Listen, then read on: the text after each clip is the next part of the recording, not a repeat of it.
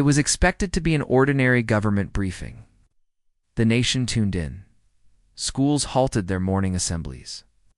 Offices activated large screens. Even township roads fell into an unusual hush.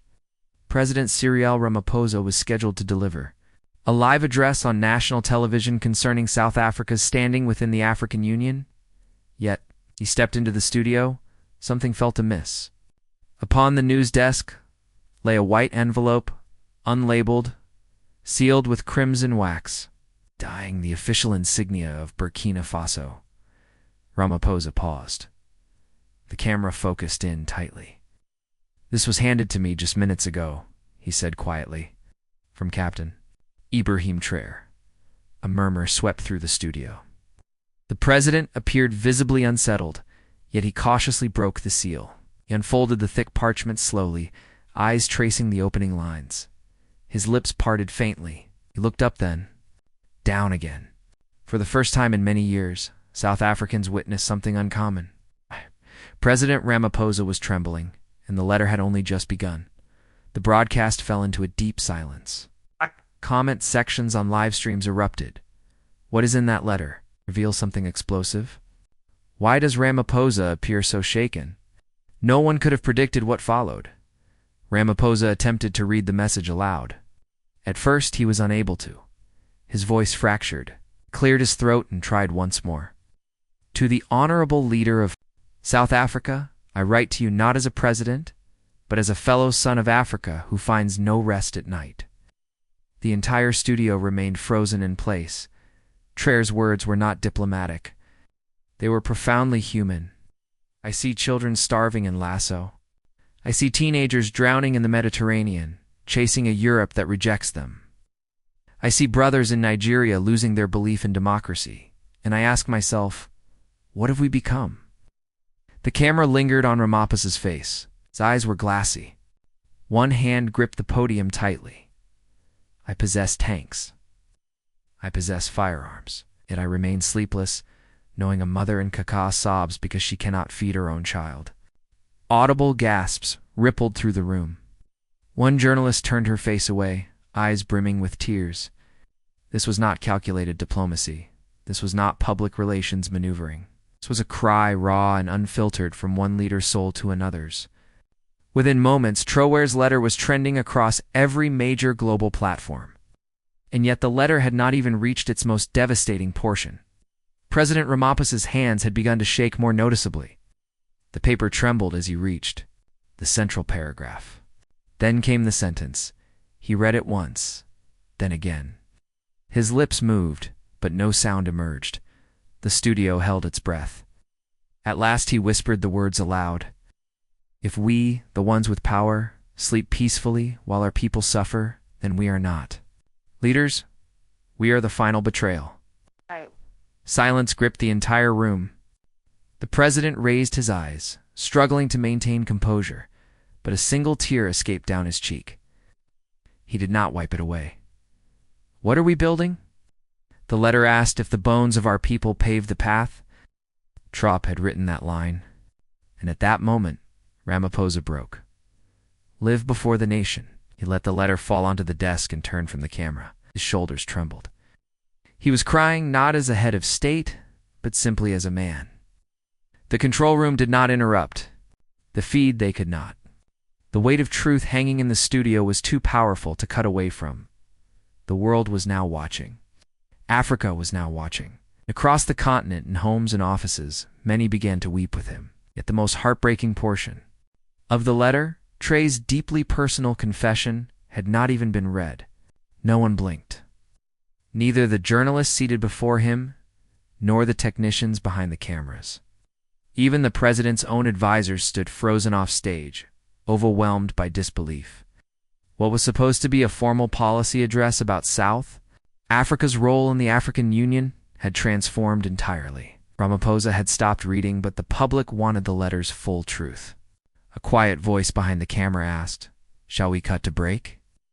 The producer shook his head. "Are you out of your mind? The entire world is watching." On social media, live broadcasts surged in viewership. Short clips were already being shared. Across TikTok, What did Traoré say to make President Ramaphosa cry? People were asking. In the control room, a new directive came in. Do not stop the broadcast under any circumstances. Back in the studio, Ramaphosa slowly lifted the letter once more. His voice now slightly steadier. Captain Traoré writes, Africa is not broken. She is bruised, and her healing will begin the day her leaders stop whispering and start feeling. Somewhere in Johannesburg, a 14-year-old girl tweeted, Why does this letter sound like something my soul has been waiting to hear? The president folded the letter with care. Then he said something that left the nation in stunned silence. Play the tape. The screen behind him came alive. A moment later, the unmistakable voice of Captain Ibrahim Traoré filled the studio. Pre-recorded, composed, and deliberate, yet saturated with deep emotion.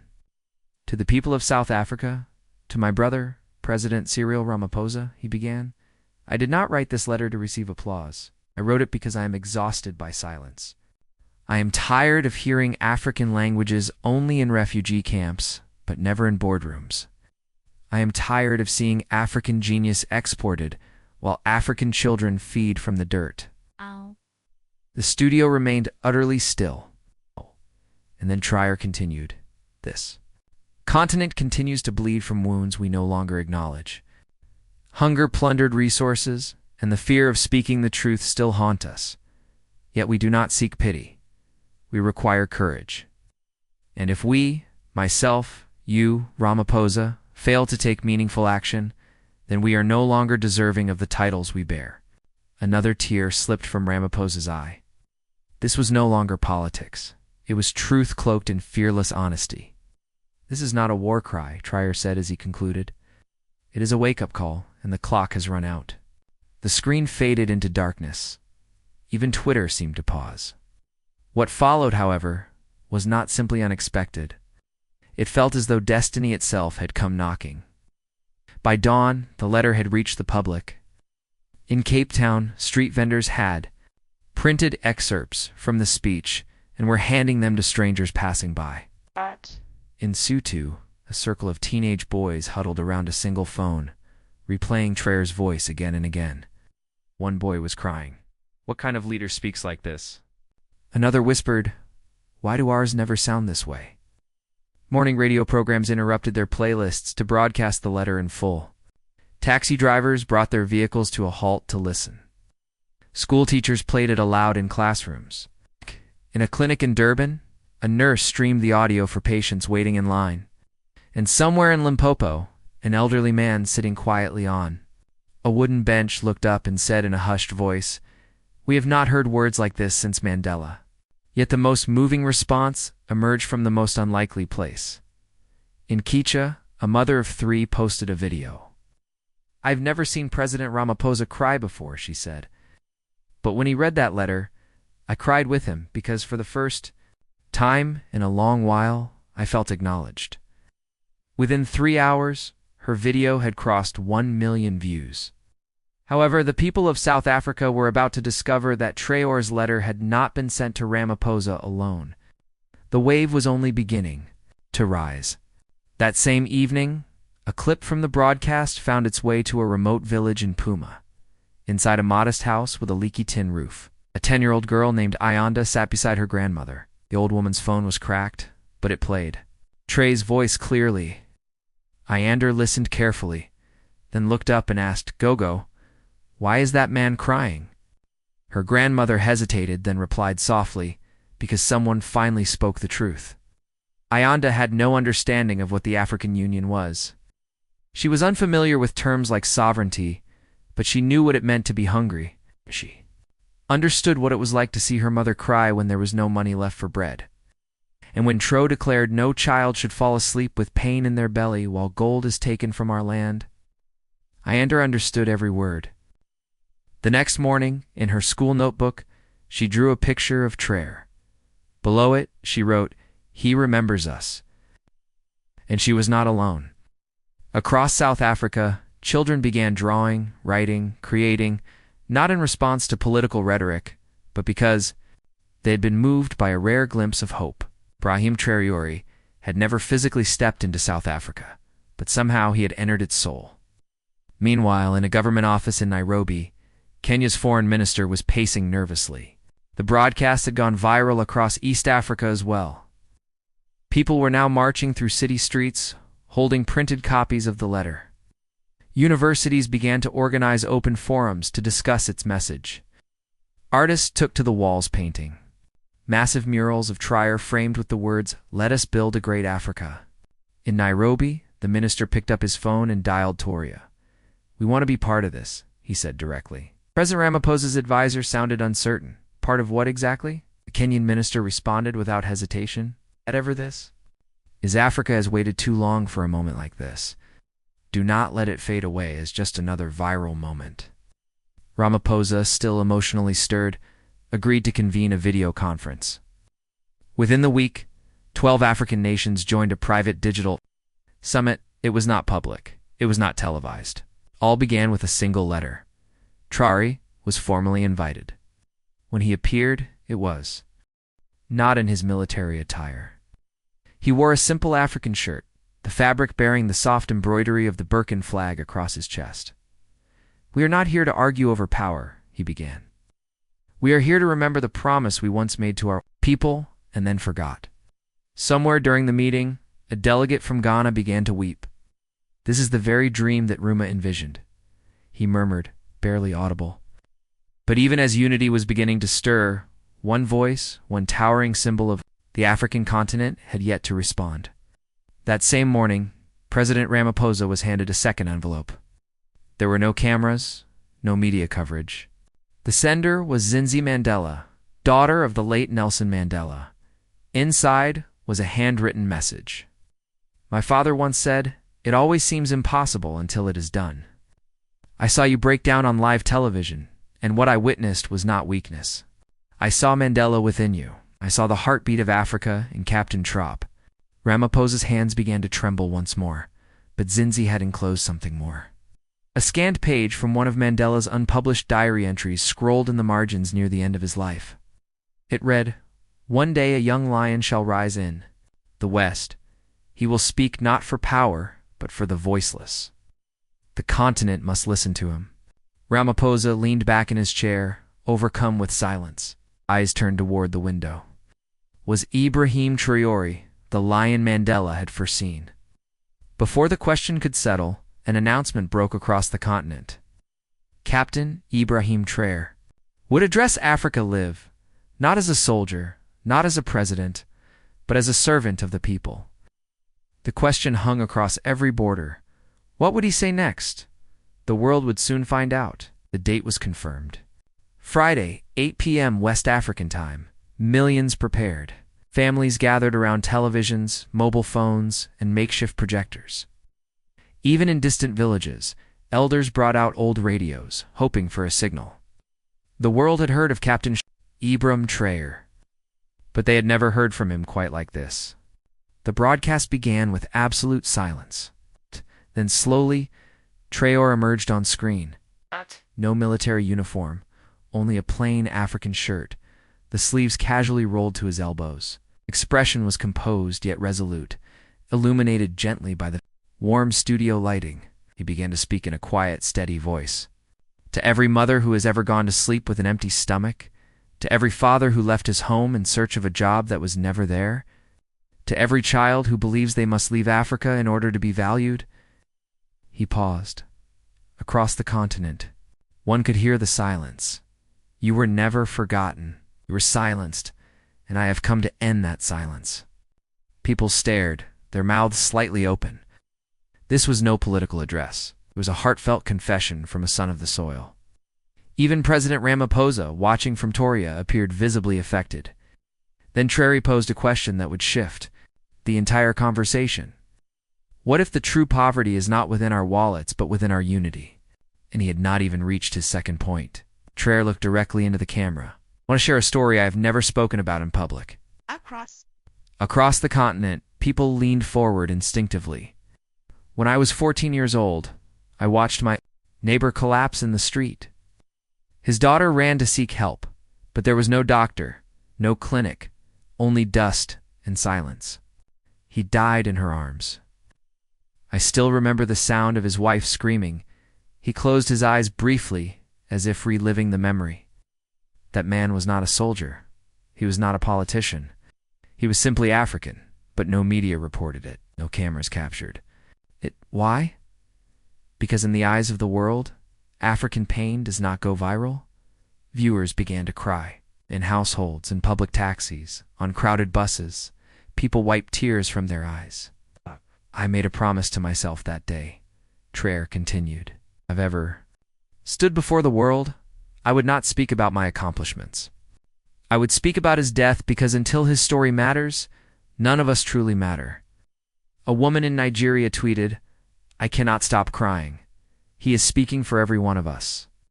Then Traoré held up the same letter he had once sent to President Ramaphosa. "This was never just a letter," he said. "It is a mirror, and tonight I ask every African to look into it." But he was not finished.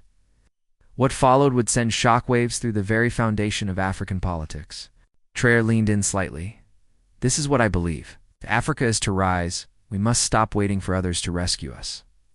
No one is coming, and the truth is, no one ever was." He reached beneath the desk and lifted a new document, thick, bound, and officially stamped, "This is my proposal. A Pan-African coalition, voluntary, independent, without foreign aid, built by us, for us." Gasps echoed across homes, radio stations, and even within prisons where authorities had allowed inmates to watch. "We shall begin modestly. 10 nations, one unified plan, shared resources, shared education, shared defense, no external puppeteers, no intermediaries, only Africans at the table." Across WhatsApp groups, the reaction was electric. "This is really happening? He is doing it. Where do we sign?" In Lusaka, a bus conductor pulled over, turned up the volume of the broadcast, and declared, "We are witnessing history." My friends, back in the studio, Traoré made one final vow. "I shall not live forever, but if we build this together, Africa will." He lowered his head in solemn silence. The screen went black. Across the continent, people stood, not for applause, but because something within them stirred. It was hope. The following day, a photograph began to circulate rapidly. It showed a classroom in northern Mozambique. Dirt floors, makeshift wooden benches, no roof overhead. Yet at the center of the blackboard, written in chalk, were the words, "Let us build a great Africa. Captain Ibrahim Traoré." Children sat beneath the blazing sun, notebooks on their laps, their eyes bright with purpose. Teacher Miss Alina spoke to a local journalist through a borrowed mobile phone. "We have waited so long for someone to speak to us," she said. "Not about handouts, not about charity, but about dignity." Her students had drawn maps of Africa, stripped of all borders. In their place, they had written "One people, one dream." That image was shared and reposted millions of times. In Uganda, a university renamed its debate hall the Traoré Room. In Ghana, women in open-air markets were recorded chanting, "No more crumbs from the world. We bake our own bread now." But while praise echoed across the continent, quieter forces had begun to stir. Entities alarmed by just how far Traoré's message might spread. And in Toria, President Ramaphosa sat alone in his office, his eyes fixed on one particular sentence from the letter. "You do not lead Africans with force. You lead them with feeling." What would be his next move? Then something unexpected occurred. President Ramaphosa's security team was caught completely off guard. A car arrived at the gates of the Union buildings, without appointment, without an escort, without any formal clearance. Inside was a young woman from Burkina Faso. She carried only a folder and a sealed letter. The president's assistant burst into his office. "Sir, you must come downstairs. This cannot wait." Ramaphosa descended to the lobby himself. There she stood, poised and composed. Her name was Fatou Traoré. She was neither his wife nor his sister. "My father passed away as a humble farmer," she said, "but my brother became his voice." Ibrahim Traoré's younger sister had arrived, not with a demand, but with a dream. "I was asked to deliver this to you in person," she said. The president opened the folder. Inside were dozens of handwritten letters from children, farmers, students, and elders throughout West Africa, marked with smudges of red dust and sweat. One note in simple block letters read, "Tell South Africa we believe in them." Ramaphosa looked at Fatu.